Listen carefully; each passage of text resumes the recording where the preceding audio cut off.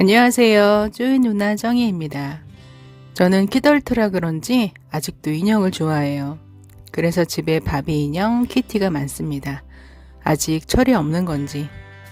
오늘은 제 이야기를 해보려고 합니다. 제가 댕댕이를 좋아하게 된 것은 인생을 살면서 사람이 가장 무섭다는 생각을 한 때였습니다. 물론 좋은 사람들도 많지만 대부분 인간관계를 맺다 보면 회사에서 만난 동료든 친구든 그 관계가 끝까지 유지되기 쉽지 않더라고요.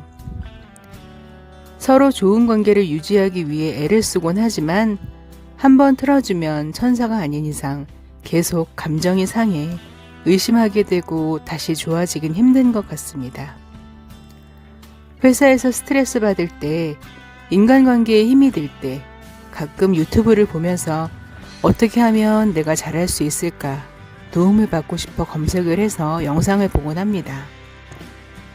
인간관계 잘하는 법, 좋은 사람 만나는 법 등등 많은 영상들이 있는데 제 눈에 들어온 영상 중 유명인들이나 전문가분들이 인간관계에 애쓰지 마라. 나에게 안 좋게 한 사람은 정리해라. 사는데 인간관계는 그렇게 중요치 않다. 나이가 들면 들수록 어차피 인생은 혼자다. 라는 내용을 보면서 많은 것을 생각하게 되었습니다. 20, 30대에는 치열하게 살았고 무조건 성공하는 인생을 살아야 한다고 생각했습니다. 그래서 공부도 열심히 했습니다. 꼭 성공하리라는 목표로 스카이에 속하는 대학원까지 다녔고 고객센터에서 일찌감치 일을 했기에 마케팅 전공 MBA까지 하게 되었습니다. 부업무로는 CS 전문 강사로 전국의 대학교, 기업체 등을 다니며 강의도 했고 강의 정말 잘한다라는 소리도 듣고 산업인력공단에서 개최하는 우수교육 프로그램 대회도 나가서 연속 2등, 3등까지 수상하면서 내가 최고라는 느낌으로 살았던 것 같습니다. 외주업체에 맡겨진 일까지 하면서 나름 요새 잘 나가는 쇼핑몰의 일까지 맡아서 할 만큼 쉴 새 없이 달려왔습니다. 고객센터에서 최고관리자로 30대 중반에 차장까지 달며 내가 50쯤 되면 못해도 이사까지는 해야지. 그리고 멋있게 정년퇴직하리라 생각했죠. 어떤 회사든 힘들지 않은 일은 없겠죠. 하지만 고객센터는 감정노동을 하는 곳이라 고객들의 니즈를 잘 파악해서 문제를 해결해드리고 친절 또한 중요한 곳입니다. 하지만 유통 쪽 고객센터에서 오래 일한 터라 진상 고객들 때문에 상담사들이 많이 힘들죠. 상담사들 선에서 해결이 되지 않으면 팀장이 해결하는데 팀장이 해결 못하면 센터장이 최고관리자한테까지 넘어오게 됩니다. 그러면 그날은 전화기를 몇 시간씩 들고 고객들의 문제를 해결해 드리려고 합니다. 또한 죄송하다는 말은 계속 드리죠.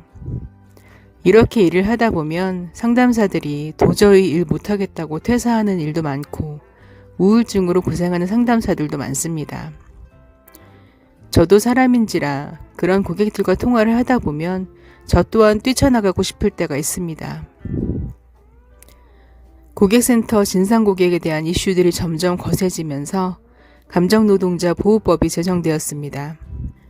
이 무렵 대학원에 다니면서 감정노동에 대한 논문도 쓰고 이제 고객센터가 좀 바뀌어지겠지라고 생각했고 심한 욕설 및 성희롱을 하는 진상고객들에게는 3회 경고 후 전화를 끊을 수 있도록 했지만 진상고객들은 머리가 좋아서 욕을 하면 전화를 끊는 줄 아니 상담원 선생님이라고 존댓말로 말하면서 비아냥거리기, 무시하기, 했던 말 또 하기 등으로 상담원을 괴롭히는 건 여전합니다. 회사 생활을 하면서 진상 고객들로 인해 힘들지만 더 힘들었던 건 같은 동료 또는 상사입니다. 같은 동료들은 제가 승진이 빠르면 의심의 눈초리로 질투를 하고 질투가 심해지면 뒷담화가 되어 저에게 들리곤 했죠. 좋은 상사도 있지만 자신을 치고 올라올까봐 전전긍긍하며 일을 잘하면 잘할수록 더 이상하게 보고 밉상 취급을 하는 경우도 있습니다. 친구라고 해서 예외는 아니죠. 결혼을 해서 전업주부인 경우에는 네가 학교 다닐 때는 나보다 공부도 못했는데 웬일이니? 라며 비꼴 때도 있고, 너는 일하고 결혼했니? 네가 그렇게 일만 하니까 남자가 안 생기는 거야. 이런 말을 들을 때면 저게 친구 맞나? 라는 생각에 친구 모임도 나가지 않게 되고, 그러다 보니 초중고 친구들을 정리하게 되었습니다. 사회에서 만난 인간관계도 아직도 좋은 만남을 유지하는 분들도 있지만 대개 몇 분들은 자기 입속만 차리려고 하는 분들도 있더라고요.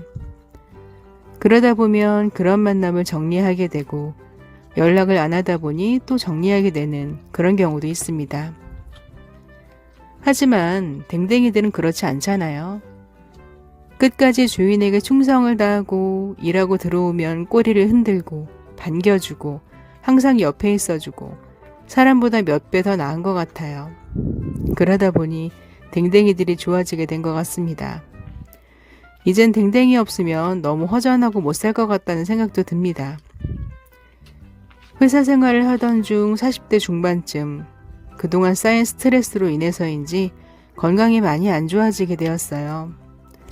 그전에는 감기 걸렸을 때나 건강검진 할 때만 가는 곳이 병원인 줄 알았는데 쌓인 스트레스를 풀지 못해서 그런 건지 집에 있다가 갑자기 쓰러져 병원에 실려갔는데 당뇨 수치가 300 이상이 되었고 스트레스성 두통이란 진단을 받았고 혈관이 막혔으면 뇌졸중이 올 수도 있었다고 하더라고요.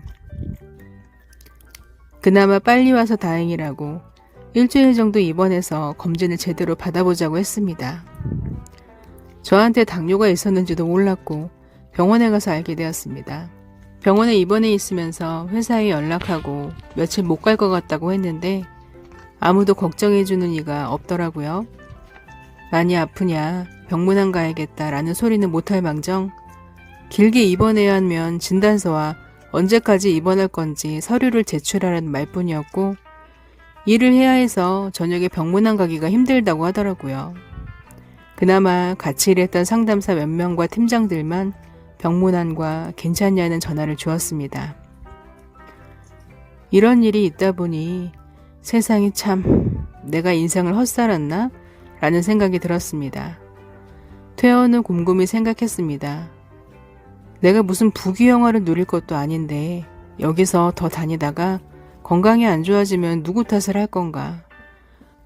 어르신들이 돈보다는 건강이 제일 중요하다는 말을 새삼 깨닫게 되었습니다.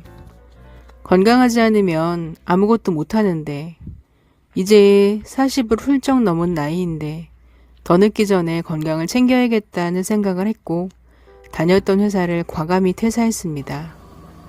일하느라 하루 8시간 이상 조율을 계속 혼자 두다 보니 저녁에 쓰러지듯 집에 오면 산책도 못 시켜줄 때가 많았어요. 그래도 조이는 분리불안이 없고 제가 출근을 하면 혼자 놀다가 자다가 배고프면 밥 먹으면서 저를 기다리더라고요. 그게 너무 기특했습니다. 그래도 한편으로는 많이 미안했어요. 이제 퇴사하고 파트타임으로 조금씩 일하면서 우리 조이와 많은 시간을 가지려고 합니다. 예전에 저라면 무조건 성공해야지. 이제 곧 이사가 되겠지?